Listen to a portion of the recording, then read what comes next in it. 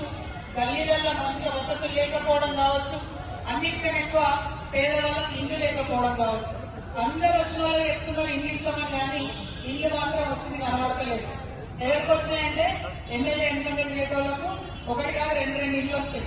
అంతేగాని మామూలుగా సాదాసీగా ఉన్న పేద ప్రజలకు ఇల్లు వచ్చే పరిస్థితి లేదు. ఇళ్ల విషయంలో కూడా మీకు తెలుసు, ఒక ఆడబిడ్డగా నాకెంత బాధ ఉంటుందో. ఆడవాళ్లకు సొంత ఇంట్లో లేకపోతే ఎంత రంది ఉంటుందో నాకు తెలుసు.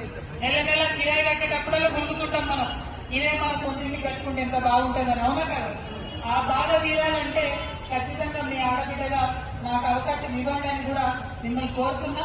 ఇవాళ ఇక్కడ ఈ జెండా ఎగిరిందంటే ఉట్టిగా ఎగిరలే, మన ఆడవాళ్ళ ఆత్మగౌరవం కోసం ఎగిరినటువంటి జెండా ఈ జెండా.